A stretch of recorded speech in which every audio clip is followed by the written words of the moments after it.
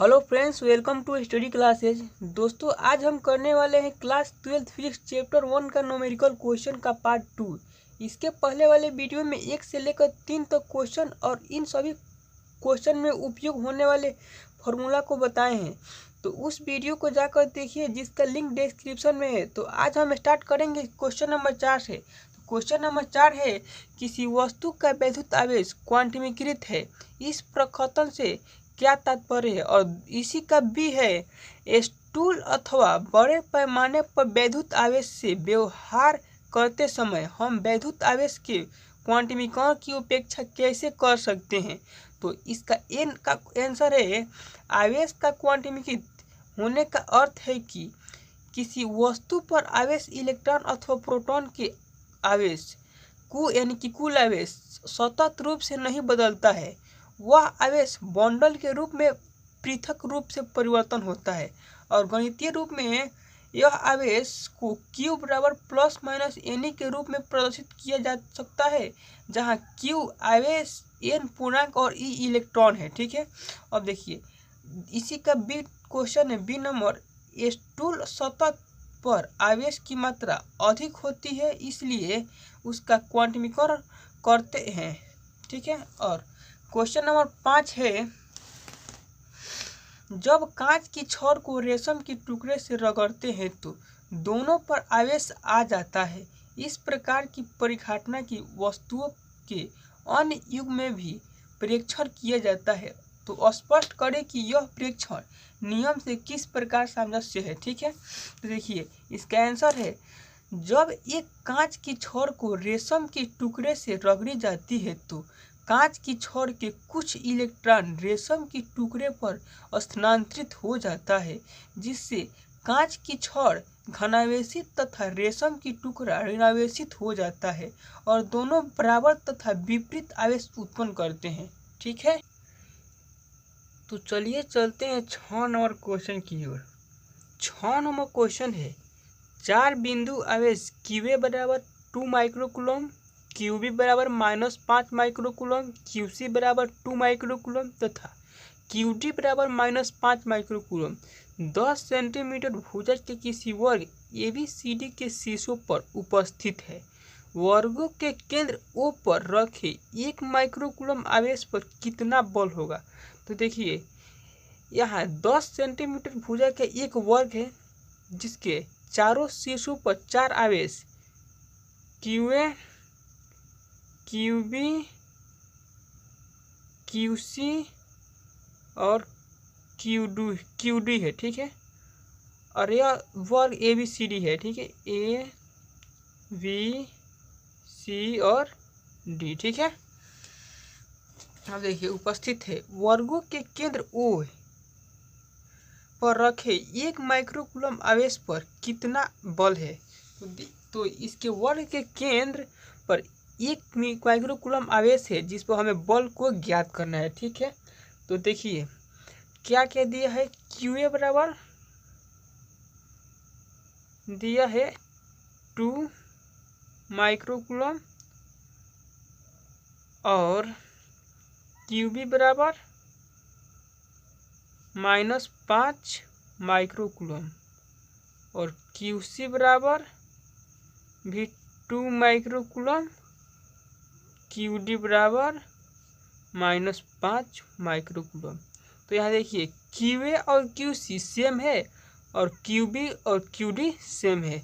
ठीक है, और देखिए ये वर्ग का बोझा 10 सेंटीमीटर है, तो हम 10 सेंटीमीटर देंगे, 10 सेंटीमीटर, 10 सेंटीमीटर, 10 सेंटीमीटर और 10 सेंटीमीटर। ठीक है, तो AB बराबर BC बराबर CD बराबर DA बराबर कितना होगा, 10 सेंटीमीटर। तो ये लिखते हैं, AB बराबर BC बराबर CB बराबर DA बराबर क्या होगा, 10 सेंटीमीटर।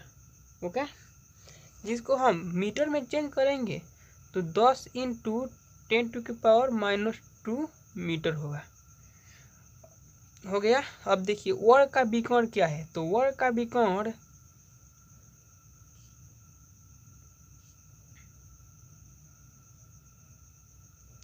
वर्ग का विकर्ण यानी कि वर्ग का विकर्ण AC है और BD है, तो AC बराबर BD। ओके, यानी कि वो AC बराबर BD वर्ग का विकर्ण है। तो वर्ग का विकर्ण का सूत्र होता है भुजा √2। तो वर्ग का भुजा है 10 × 10⁻², और √2 रहेगा, तो 10 × 10⁻⁻√2 और √2 रहेगा। ठीक है, अब देखिए, अब हमें ज्ञात क्या करना है, इसको देखना है। ठीक है, तो इसके केंद्र O पर कितना बल है इसको ज्ञात करना है। ठीक है, तो ध्यान दीजिएगा, यहाँ QA है, यहाँ QC है, तो QA का मान और QC का मान समान है। ठीक है, तो ये इधर से बल लगाएगा और ये इधर से बल लगाएगा, यानी इसकी दिशा बिल्कुल विपरीत है और आवेश समान है। ठीक है, तो इस पर बल लगेगा, इधर से बल लगाएगा तो इस पर बल लगेगा QOA। ठीक है, नहीं FOA रहेगा, FOA, और ये इधर से बल लगाएगा तो यहाँ पर FOC, और इसकी दिशा रहेगा इधर। ठीक है, तो यहाँ भी आवेश 2 है और यहाँ भी आवेश 2 है और इसकी दिशा विपरीत है, तो ये दोनों जाएगा एक दूसरे टकरा कर और एक दूसरे को निरस्त कर देगा। तो यहाँ बल बचेगा FOA प्लस FOC बराबर 0। ठीक है, क्योंकि इसका भी आवेश समान, इन दोनों का आवेश समान है और इसकी दिशा बिल्कुल विपरीत है, तो दोनों जाएगा और एक दूसरे को निरस्त कर देगा। ठीक है, और इसी तरह QB और QD का आवेश समान है, इसका भी -5 और इसका भी -5, और इसका दिशा विपरीत है, इसका भी दिशा विपरीत है, तो यहाँ बल लगाएगा FOB और यहाँ बल लगाएगा FOD। ठीक है, तो यहाँ FOB प्लस FOD बराबर क्या होगा, 0। तो यहाँ पर लिख सकते हैं, अतः QO बराबर 1 माइक्रोकूलम्ब पर आरोपित बल 0 होगा। ठीक है, होगा। ओके, तो चलिए चलते हैं क्वेश्चन नंबर 7 की ओर। क्वेश्चन नंबर 7 है, स्थिर वैद्युत क्षेत्र रेखा सतत वक्र होती है, अर्थात कोई क्षेत्र रेखा एकाएक नहीं टूटती है, क्यों? और इसी का B है, स्पष्ट कीजिए कि क्षेत्र रेखाएं कभी भी एक दूसरे को प्रतिच्छेदन नहीं करती, क्यों? तो देखिए, इसका आंसर होगा A का, किसी बिंदु पर स्थिर वैद्युत बल रेखाएं वह पथ है जिसके प्रत्येक बिंदु पर स्पर्श रेखा उस बिंदु पर वैद्युत क्षेत्र की दिशा को बताती है। देखिए, ये स्थिर वैद्युत बल की रेखा है जिसके प्रत्येक बिंदु पर स्पर्श रेखा है जो विद्युत क्षेत्र की दिशा को बता रही है। ठीक है, अब देखिए, विद्युत क्षेत्र की दिशा एक बिंदु से दूसरे बिंदु तक पर बदलती रहती है, तो ये विद्युत क्षेत्र की दिशा एक बिंदु से दूसरे बिंदु पर बदलती रहती है। अतः बल रेखाएं सामान्यतः वक्र होती है, जिसके अतिरिक्त वह सतत वक्र होती है जो अचानक नहीं टूटती, क्योंकि यदि ऐसा है तो टूटने की स्थान पर कोई वैद्युत क्षेत्र नहीं दर्शाएगी। ठीक है, और इसी का B नंबर क्वेश्चन है, स्पष्ट कीजिए कि विद्युत क्षेत्र रेखाएं कभी भी एक दूसरे को प्रतिच्छेदित नहीं करती है। तो इसका आंसर है, विद्युत क्षेत्र रेखाएं एक दूसरे को प्रतिच्छेदित नहीं करती है, क्योंकि यदि ऐसा हुआ तो उस बिंदु पर दो स्पर्श रेखा खींची जा सकती है, जिसके कारण उस पर दो विद्युत क्षेत्र की दिशा भी हो सकती है, जो कि भौतिक रूप से संभव नहीं है। तो देखिए, यदि विद्युत क्षेत्र रेखा एक दूसरे को प्रतिच्छेदित करेगी तो इस पर दो स्पर्श रेखा खींची जा सकती है, और इसलिए इस पर विद्युत क्षेत्र की दिशा भी दो होगी, जो कि संभव नहीं है। ओके, तो चलिए देखते हैं क्वेश्चन नंबर 8 नंबर क्वेश्चन है, दो बिंदु आवेश क्यू ए बराबर 3 माइक्रोकूलम तथा क्यू बी बराबर -3 माइक्रोकूलम निर्वात में एक दूसरे से 20 सेंटीमीटर की दूरी पर स्थित है। तो देखिए यहाँ पर दो बिंदु आवेश थे जो एक दूसरे से 20 सेंटीमीटर की दूरी पर है, तो इसको बनाते हैं।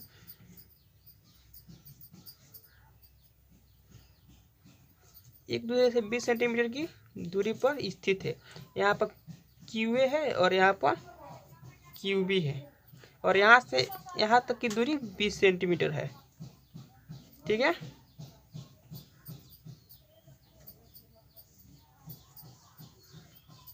अब देखिए इसका पहला नंबर क्वेश्चन है, दोनों आवेशों को मिलाने वाली रेखा ए बी के मध्य बिंदु ओ पर विद्युत क्षेत्र कितना होगा। तो इसके मध्य बिंदु यहाँ पाएगा ओ और इसी पर हमें विद्युत क्षेत्र को निकालना है। देखिए ये ए है और ये बी है। ठीक है, तो यहाँ ए से लेकर बी तक की दूरी 20 सेंटीमीटर है, तो इसकी मध्य बिंदु ओ और ए की दूरी होगा 10 सेंटीमीटर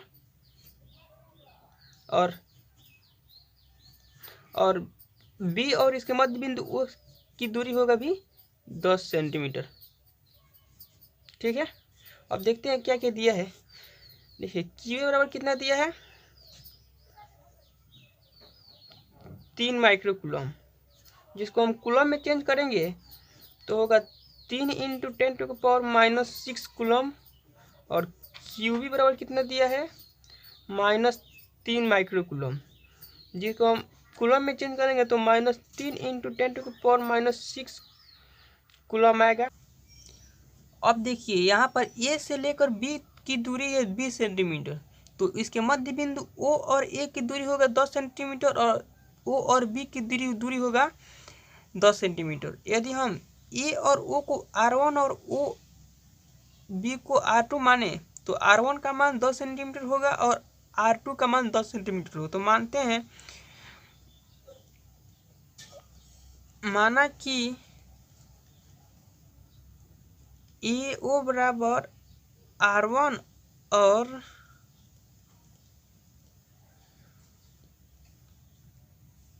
ओ बी बराबर R2, तो R1 का मान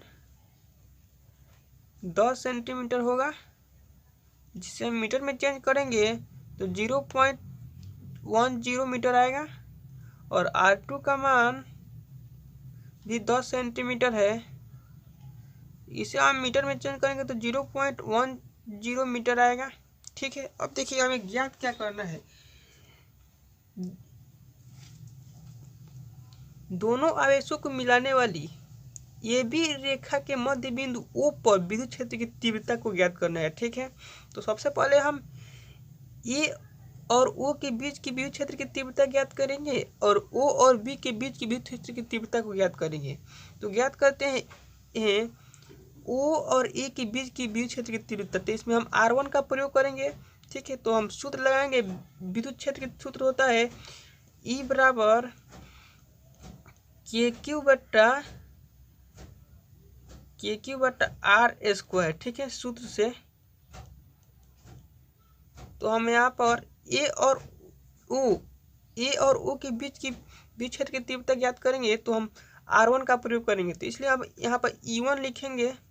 तो E1 बराबर के और Q के जगह पर QA है तो QA देंगे बट्टा R1 का स्क्वायर। ठीक है, अब देखिए E1 बराबर यहाँ पर K का मान 9 × 10⁹ इंटू और QA का मान है 3 × 10⁻⁻6 बट्टा और R1 का मान कितना दिया है 0.10 और R का स्क्वायर है तो यहाँ पे स्क्वायर देंगे। ठीक है, अब देखिए E1 बराबर 9 में 3 से गुना करेंगे तो यहाँ पर 27 आएगा इंटू 10 के पावर 9 और 10 के पावर -6, इसको गुना करेंगे, नहीं इसमें से संख्या सेम है तो यहाँ इसमें से ये घटेगा तो 10 के पावर 3 आएगा बट्टा 0.10 का स्क्वायर करेंगे तो 0.0100 आएगा। ठीक है, अब देखिए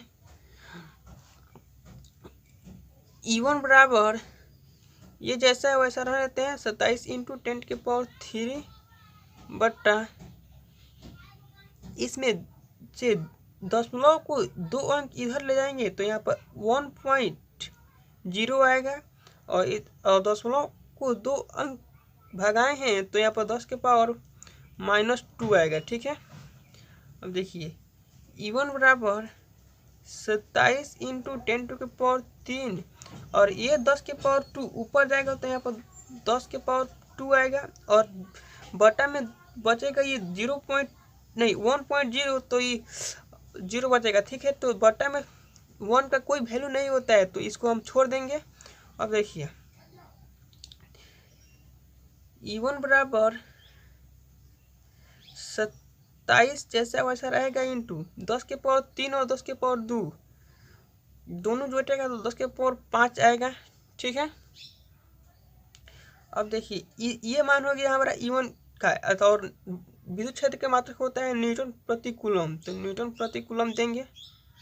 अब यहाँ पर देखिए R1 और R2 का मान समान है। ठीक है, तो यहाँ पर लिखेंगे R1 बराबर R2, तो E2 का मान भी समान आएगा, तो E1 का समान आएगा। तो E1 है 27 इंटू 27 इंटू 10⁻5, तो E2 भी आएगा 27 इंटू 10⁻5 न्यूटन प्रति कूलम। ठीक है, हम यहाँ पर E1 और E2 का मान ज्ञात कर लिए और विद्युत क्षेत्र E का मान ज्ञात करना है, तो E बराबर होता है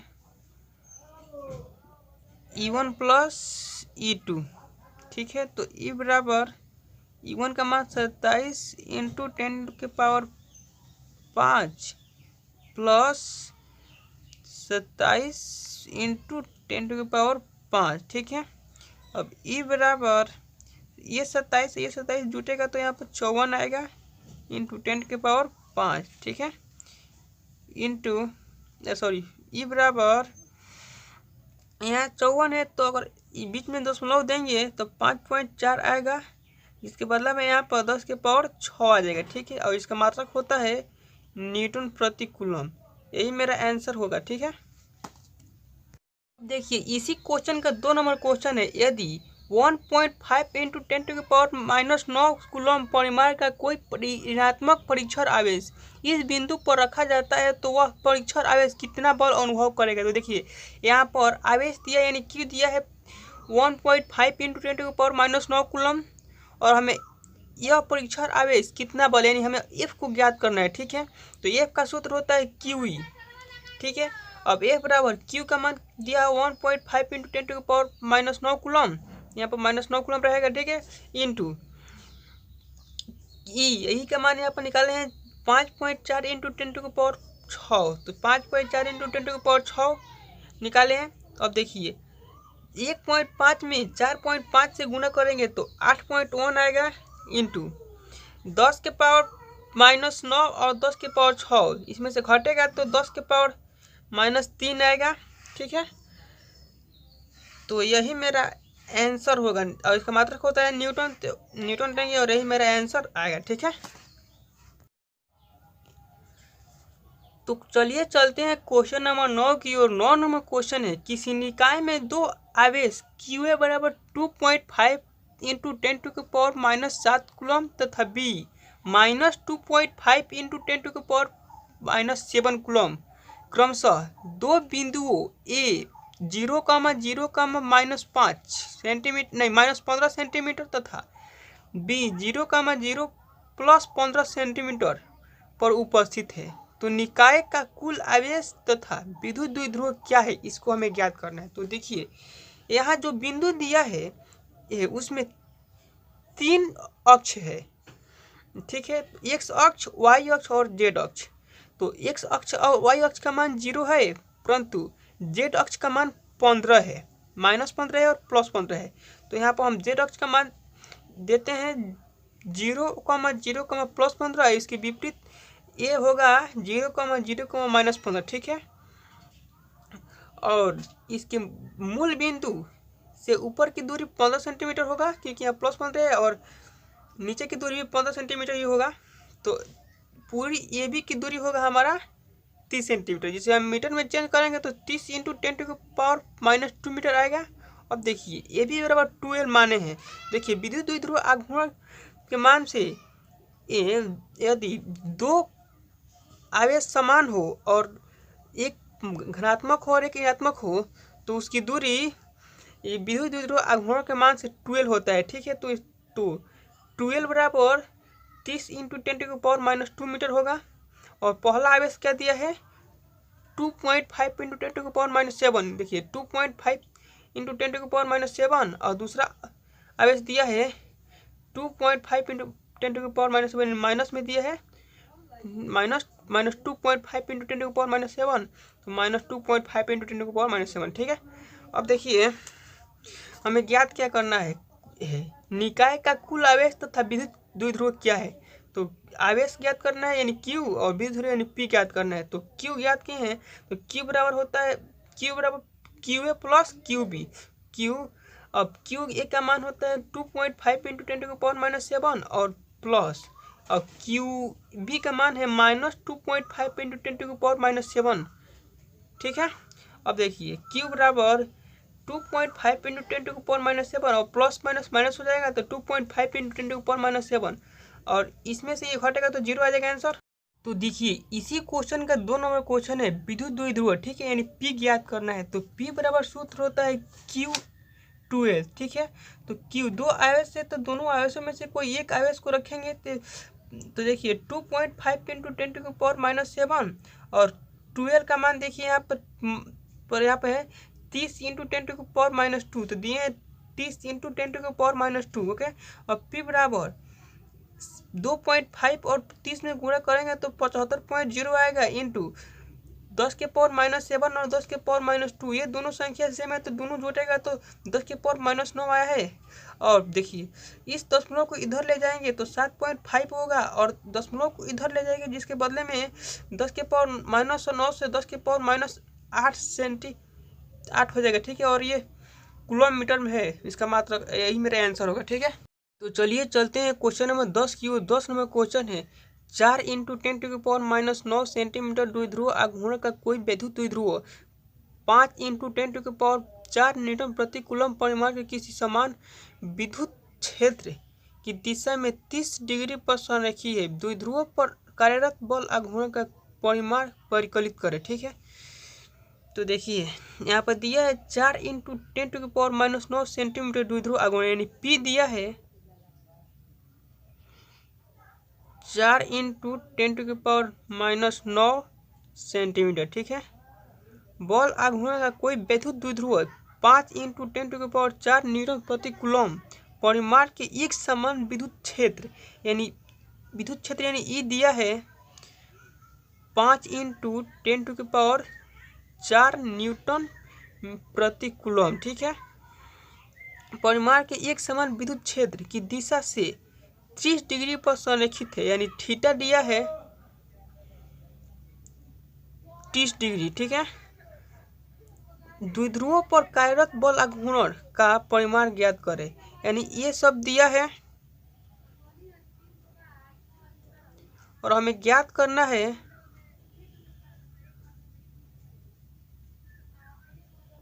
बल आघूर्ण।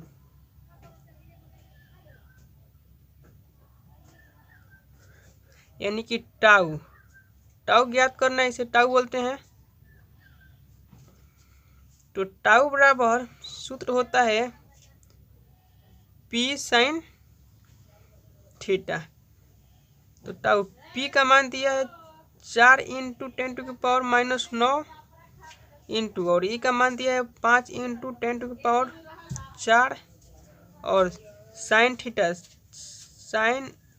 का मान दिया है 30 डिग्री। और टाउ बराबर 4 में 5 से गुणा होगा तो 20 आएगा इंटू 10⁻9 और 10⁴। ये दोनों संख्या सेम है तो इसमें से घटेगा तो 10⁻5 आएगा और साइन 30 का मान 1/2 होता है। अब टाउ बराबर 20 × 10⁻5/2 आएगा। अब ये 2 20 को काटेगा तो टाउ बराबर 10 × 10⁻5 आएगा। अब देखिए टाउ बराबर यहाँ पर 10 के पावर 1 छुपा हुआ है, यहाँ पर 10 के पावर -5 है, तो इसमें से घट जाएगा तो 10 के पावर -4 आएगा। ठीक है, और यही मेरा आंसर होगा। तो बस आज के लिए इतना ही। यदि ये वीडियो आप लोगों को पसंद आया तो लाइक, शेयर और सब्सक्राइब कीजिए, और सब्सक्राइब करने के बाद बेल आइकन को प्रेस कर दीजिएगा, ताकि ऐसे ही मैं और वीडियो लाऊं तो उसका नोटिफिकेशन आप लोगों को मिल जाए।